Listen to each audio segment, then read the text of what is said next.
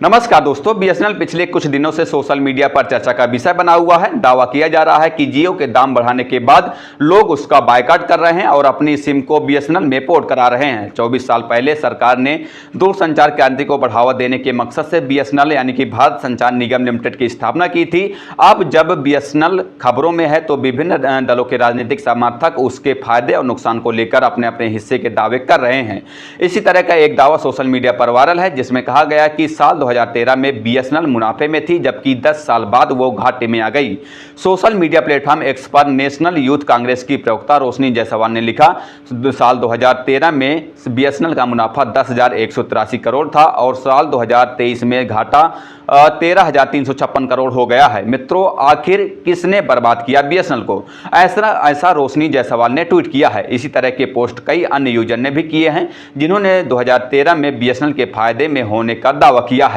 इनका मकसद ये संकेत देना है कि बीएसएनएल कांग्रेस सरकार के समय मुनाफा कमा रही थी, लेकिन नरेंद्र मोदी के प्रधानमंत्री बनने के बाद कंपनी लगातार घाटा झेलती रही। क्या वाकई बीएसएनएल आज से 10 से 11 साल पहले करोड़ों रुपए के फायदे में थी? इसकी सच्चाई एक सिंपल गूगल से आप भी कर सकते हैं। हमने भी वही किया। साल 2014 में छपी कई मीडिया रिपोर्ट में एकदम स्पष्ट रूप से लिखा गया है कि बीएसएनएल यानी कि भारत संचार निगम लिमिटेड को वित्तीय वर्ष 2013-14 में कुल 7,085 करोड़ रुपए का नुकसान हुआ था। इसके पहले वाले वित्त वर्ष 2012-13 में कंपनी को 7,884 करोड़ रुपए का और उससे भी पहले यानी कि साल 2011-12 में 8,851 करोड़ रुपए का नुकसान हुआ था। मीडिया रिपोर्ट में यह आंकड़ा तत्कालीन दूरसंचार मंत्री रविशंकर प्रसाद के राज्यसभा में दिए गए एक बयान के हवाले से छपा है। हमें यह आंकड़ा राज्यसभा की वेबसाइट पर ही मिला है, जहां रविशंकर प्रसाद ने बीएसएनएल के विस्तार, सुधार और नफा नुकसान को लेकर पूछे गए सवालों के जवाब दिए हैं। जहां तक बात बीएसएनएल के साल 2023 में फायदे की है तो यह भी दावा गलत है।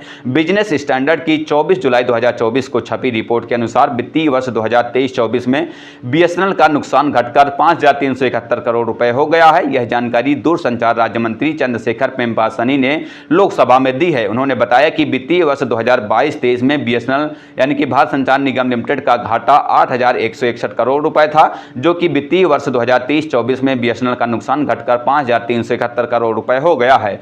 बीएसएनएल की स्थापना भारत सरकार ने 15 सितंबर 2000 को की थी। उस समय देश में अटल बिहारी वाजपेयी की सरकार थी।